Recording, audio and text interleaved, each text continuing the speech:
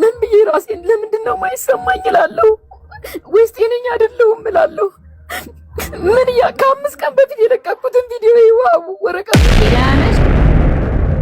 ደህና ነኝ ማይ ሀቡዬ የኔ ዛሬ ወሳኝ ነው። ማሳይሽ ነገር ሁሉ አለኝ። ለምሃብ ይኸውልሽ ይሰማሻል አሁን? አዎ ይሰማል። ጭፈራ ቤት ሳይሆን ይሄ የኔ የህይወቴ ታሪክ ስለሆነ ነው።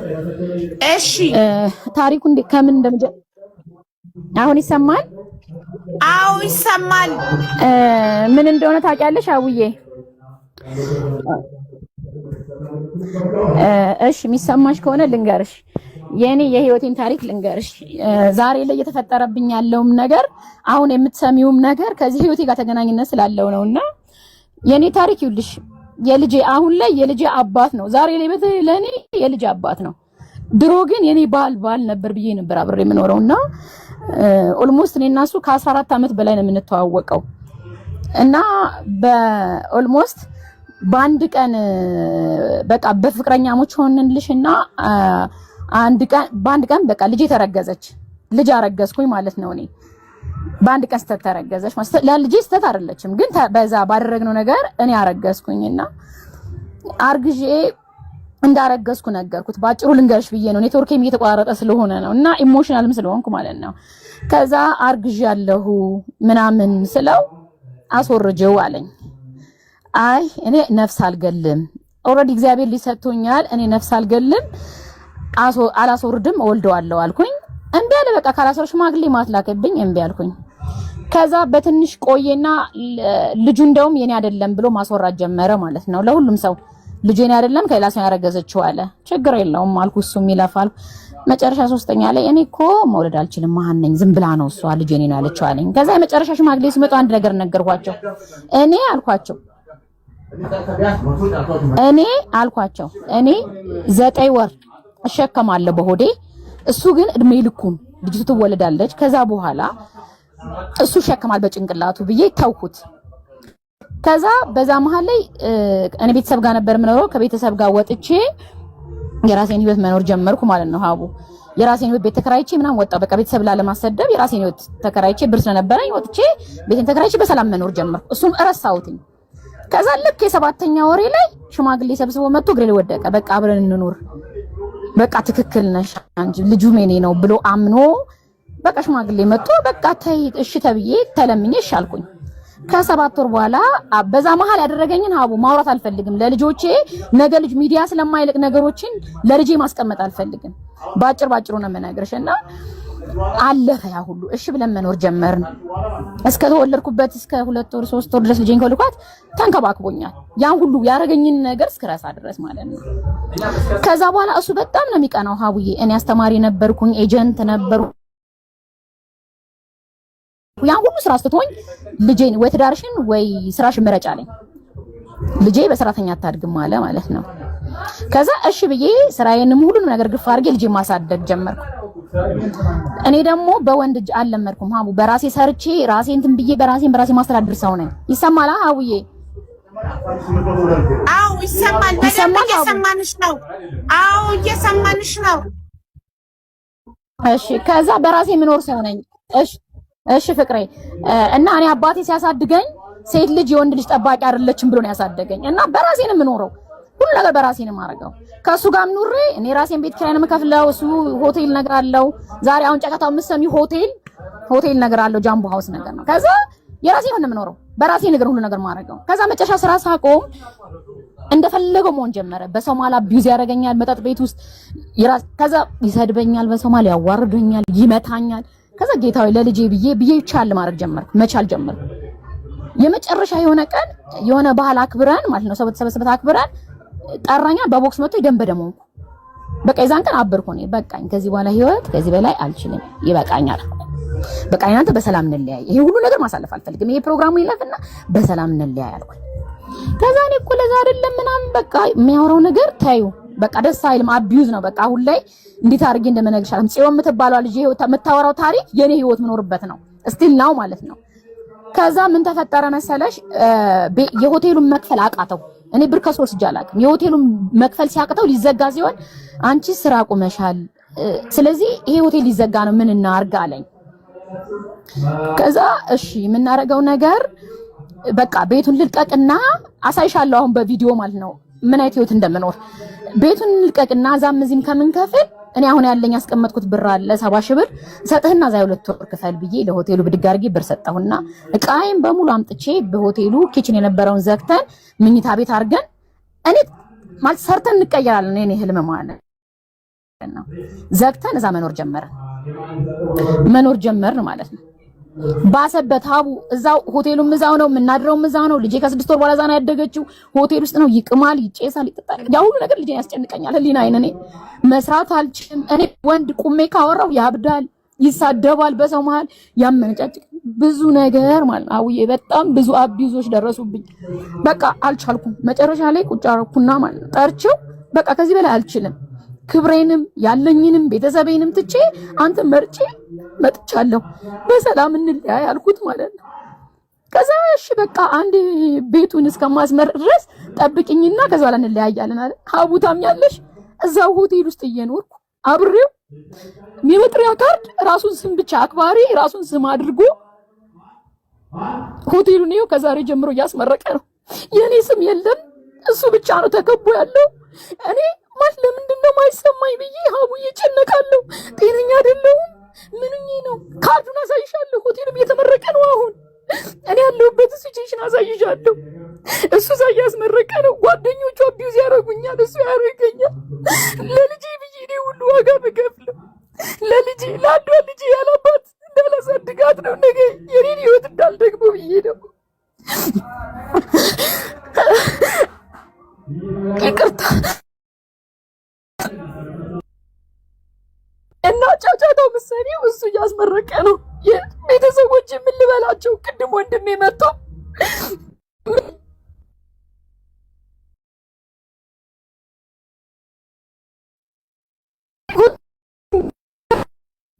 አይደለም አለ የኔ ስም ስለሌላቸው ምን ብዬ ልስጣቸው?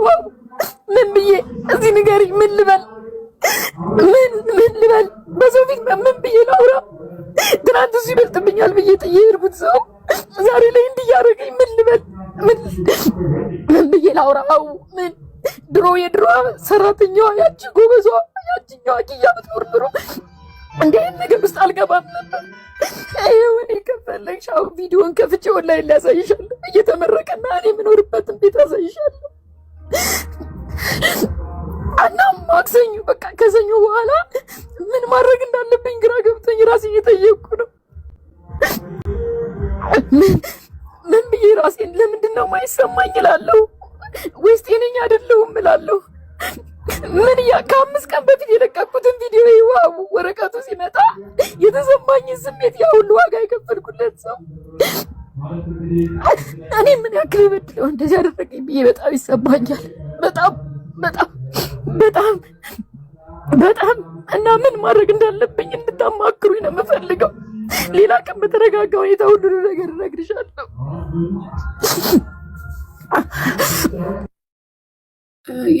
ህጋዊ ጋብቻ የላችሁ?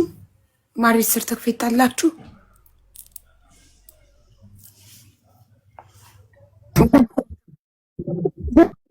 ሰርተፍኬት የለንም። እንደዚህ ነው አብረን መኖር የጀመርነው።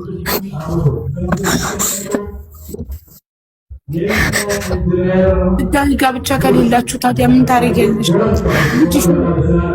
ልጅሽን የሚያሳድግልሽ ሰው ካለ ቤተሰብ ካለሽ ልጅሽን ለቤተሰብ ሰተሽ ለምን ወደ አረብ ሀገር መጥተሽ ሰርተሽ ህይወትሽን አትለውጭም? ከእንደዚህ አይነት ህይወት ጠብቂኝና ከዛ በኋላ እንለያያለን አለ። ሀቡታም ያለሽ እዛው ሆቴል ውስጥ እየኖርኩ አብሬው የመጥሪያ ካርድ ራሱን ስም ብቻ አክባሪ ራሱን ስም አድርጎ ሆቴሉን ይኸው ከዛሬ ጀምሮ እያስመረቀ ነው። የኔ ስም የለም እሱ ብቻ ነው ተከቦ ያለው። እኔ ማለት ለምንድን ነው የማይሰማኝ ብዬ ሀቡዬ ጨነቃለሁ። ጤነኛ አይደለሁም። ምንኝ ነው? ካርዱን አሳይሻለሁ። ሆቴሉም እየተመረቀ ነው አሁን። እኔ ያለሁበት ሲቹዌሽን አሳይሻለሁ። እሱ እዛ እያስመረቀ ነው። ጓደኞቹ አቢዩዝ ያደርጉኛል፣ እሱ ያደርገኛል። ለልጄ ብዬ እኔ ሁሉ ዋጋ ብከፍለው ለልጄ ለአንዷ ልጄ ያላባት እንዳላሳድጋት ነው ነገ የኔን ህይወት እንዳልደግሞ ብዬ ነው። ይቅርታ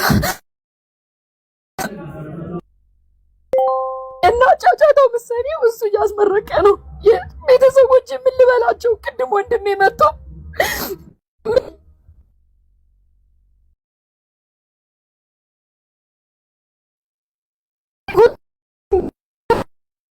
አይደለን አለኝ። የኔ ስም ስለሌላቸው ምን ብዬ ልስጣቸው?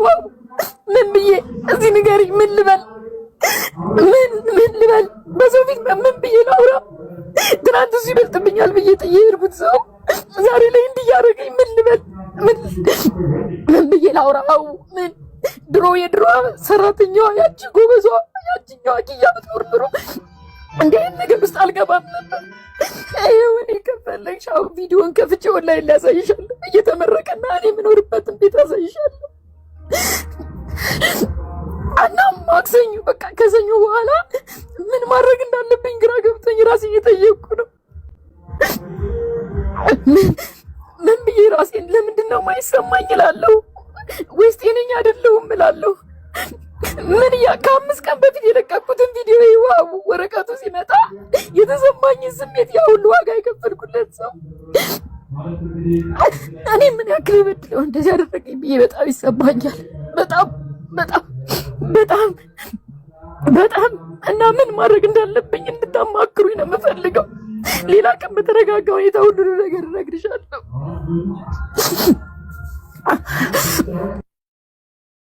ህጋዊ ጋብቻ የላችሁ?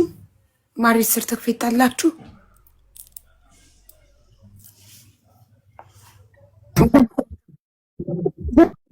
ሰርተፍኬት የለንም። እንደዚህ ነው አብረን መኖር የጀመርነው።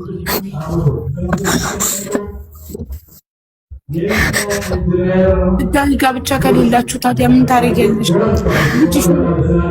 ልጅሽን የሚያሳድግልሽ ሰው ካለ ቤተሰብ ካለሽ ልጅሽን ለቤተሰብ ሰጥተሽ ለምን ወደ አረብ ሀገር መጥተሽ ሰርተሽ ህይወትሽን አትለውጭም? ከእንደዚህ አይነት ህይወት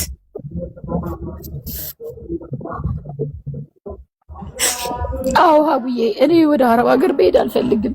እኔ ነገ መስራት እችላለሁ፣ ግን አሁን አልተረጋጋሁም። ታውቂያለሽ፣ አእምሮ አልተረጋጋም። አሁን ከሰው ይቃል ሰሪው እንደዚህ ማሽን ምናምን የሚያከራይ ሰው ይያከራያለሁ ምናምን እንደዚህ እየደበደበሽ ጋደማሽ ልጅሽ ይያል አሁን ምን ሆነ?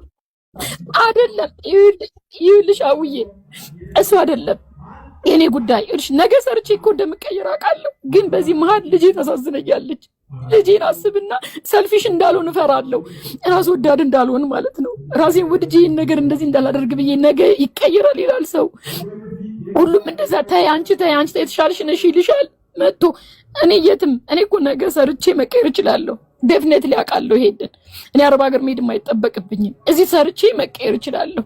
ግን አሁን እኔ ምን ማድረግ አለብኝ ነው በቃ ጭንቅላቴ ላይ ምን ማድረግ አለብኝ? አሁን ዛሬና ነገ ነው ኦልሬዲ ገብቶሻል፣ የሚመረቅና የሚያልቀው። ከዛ በኋላ ምን ማድረግ አለብኝ ብዬ ነው እያሰብኩ ያለሁት። ገብቶሻል። በህግስ ምንድነው ማድረግ ያለብኝ? እሱ ጓደኞቹ በመሩት መንገድ ነው የሚሄደው። ብቻ በህግ አንዳንድ ሰዎች ኮመንት ላይ ስንት ጊዜ ነው አብራችሁ የኖራችሁት አንድ ቤት?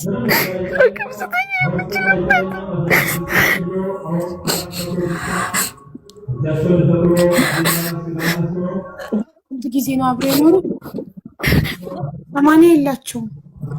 1 ዓመት ከ9 ወር 1 ዓመት ከ9 ወር 1 ዓመት ከ9 ወር።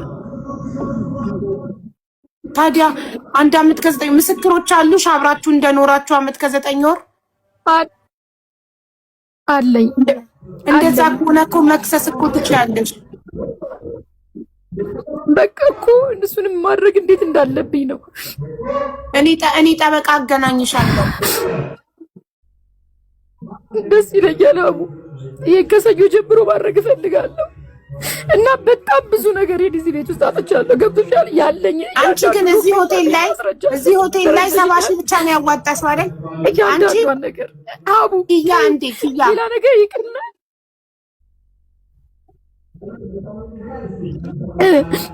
70 ሺህ ብቻ ነው ያዋጣሽው አይደል? እዚህ ሆቴል ላይ 70 ሺህ እዚህ ሆቴል ላይ 70 ሺህ ብቻ ነው ያዋጣሽው አይደል? 70 ሺህ ብቻ አይደለም 70 ሺህ ብቻ አይደለም 70 ሺህ ብቻ አይደለም ሀቡ፣ በተለያየ ጊዜ የሰጠሁት ገንዘቦች አሉ። እኔ ነበረኝ በሰዓቱ እኔ እና እሱ ስንገናኝ ገብቶሻል። የሰጠሁት ገንዘቦች አሉ፣ በካሽ በደረሰኝ ትራንስፈር ላከራዩ ምናምን ብዙ ብር አለ። እኔ አሁን ብሩ አይደለም ጉዳይ፣ ስለ ብሩ አይደለም፣ ብሩ አይደለም። በተቸገረ ሰዓት ላይ እኔ ደግ የነበርኩት ሀቡ ታዩ። ሌላ ምን እንደሆነ ልንገርሽ፣ በመሀል ላይ የረሳሁትን ነገር ልንገርሽ። ከ3 ወር በፊት በቃ ይሄ ነገር እንትን ሲለኝ በራሴ ከሰው ብር ተበድሬ የራሴን ኮፊ ሃውስ ከፍቼ ወጣሁ ማለት ነው። ወጣሁና በቃ በጣም በጠበጠኝ ከምገልጽሽ በላይ በጣም ማለት ነው። እየመጣ ይረብሸኛል ምናምን። ከዛ ምን አለ በቃ ይሄ ጃምቦ ሃውስ ነው፣ ምግብ ትስራ፣ እኔ ጋር መጣ ምግብ ትስራ በቃ አልከለክላትም አለ። ገብቶሻል? ምግብ ትሽጥ፣ ምግቡ የሷ ይሁን አለኝ። ይሰማል አውዬ? አው ይሰማል። ይሰማል? አው ይሰማል። አው ይሰማል። ይሰማሻል? አው ይሰማል። ይሰማል። ይሰማል። ይሰማል? አው አው ይሰማል ሀቡ? አው አው እሺ ከዛ ትጀምር አለኝ። ከዛ እኔ እሺ ሽማግሌ ሰበሰብኩልሽና ትስራ ምግብ ቤቱን ትስራ አለ። ከዛ ምግብ ቤቱን ትስራ አለ። እሺ ብዬ እኔ አልኳቸው። እኔ እሱን አላምነውም። ነገ ብዙ ነገር ነው የሚያደርገኝ። በወረቀት እንፈራረምና በትክክል ትዳራችን ሌላ ነው፣ ቢዝነስ ሌላ ነው። የ3 ወር ልክፈለውና ልጀምር አልኩኝ። ከዛ እሺ ብዬ የ3 ወር ከፈልኩትኝ። 10 ሺህ ብር የ3 ወር ከፈልኩት። ከዛ ምግብ ጀመርኩኝ።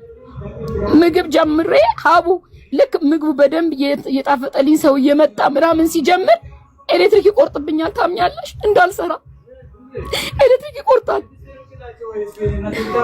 ኤሌክትሪክ ቆርጦ አትሰራም ይላል። በሽማግሌ ሰብስቤ ድጋሚ አስታርቀውን እጀምራለሁ። ከዛ እሱን ደግሞ ከቀጠለ በኋላ የሰራሁበትን ሂሳብ ከመጠጡ ሂሳብ ጋር አብሮ ይቀበልና የለኝም ይላል።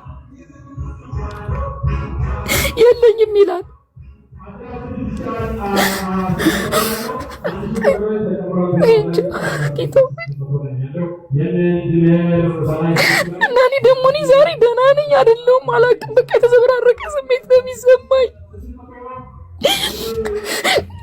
ከዛ በዛ መሀል ምን እንደሚያደርግ ታውቂያለሽ? አስተናጋጅ አለች እዚህ ማለት ነው።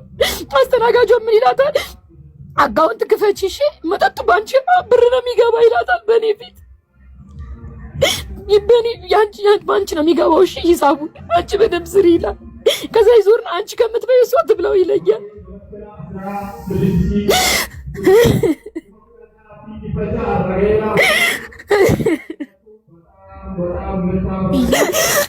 ከዛ ልጅቱ ማለት ነው እግዚአብሔርን አቡ ክርስቶስን የመጨረሻ ጨዋ ነች። እሷን ጠርጥሬያት የሆነ ነገር እንዳረግ እንድበጠብጥ ነው እሱ የሚፈልገው። እኔ ደግሞ በጣም ነገሮችን በብዙ አቅጣጫ ስለማይ ማለት ነው ምንም አይመስለኝም። አልቀናም። ምንም ቀናው ነገር የለም። ምንም አልቀናም። ምንም አልሆንኩም። ምንም አልሆንኩም። ደህና ነኝ። ሂድ እመጣለሁ።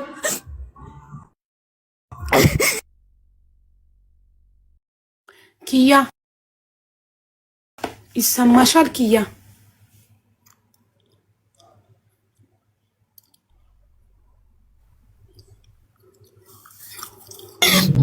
አቡዬ ይሰማኛል። ከማያከብርሽ ሰው ጋር እኮ መቆየት የለብሽም። ይሄ ሰው እኮ አያከብርሽም። ቢያከብርሽ እኮ ለአስተናጋጁ አካውንት ክፈችና እሷ አንቺ ከምትበዩ እሷ ትብለማት እንደ ጠላት ነው የሚያይሽ። አያከብርሽም። የማያከብርሽ ሰው ጋር ለምን ትሰሪያለሽ? ለልጄ ብዬ የሚባል ነገር እኮ ውሸት ነው። ለልጄ ብዬ የሚባል ነገር ውሸት ነው። ኪያ ውሸት ነው። ልጅሽ በእንደዚህ አይነት ህይወት ላይ አይነት እናቷ እየተፈነከተች በደማችን ሰደበች። ጤነኛ ልጅ አታሳድጊም። አይምሮ ይነካል።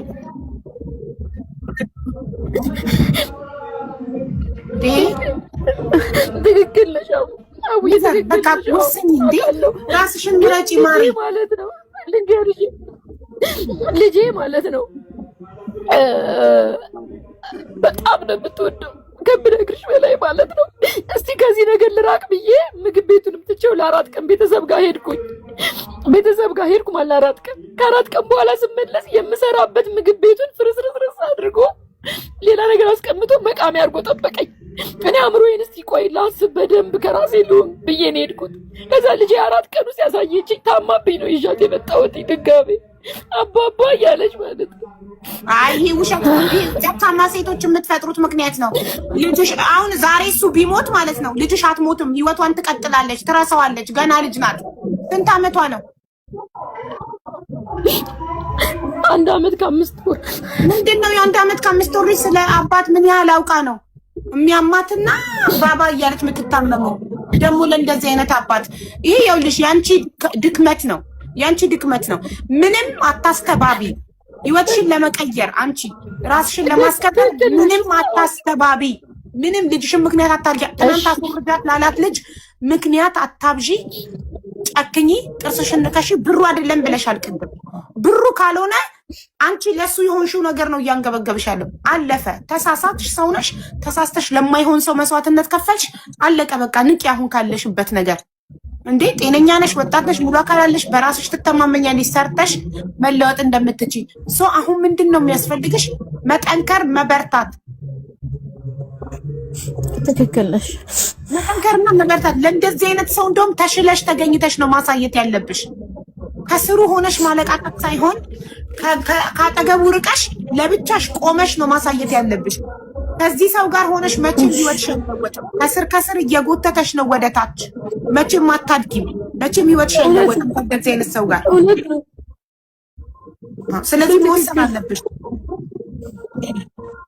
እሺ አቡዬ መወሰን አለብሽ በእውነት ለልጅሽ። ነገ ልጅሽ ጠንካራና እንድትሆንና ሰላማዊ ህይወት እንዲኖራት ጤነኛ አይምሮ እንዲኖራት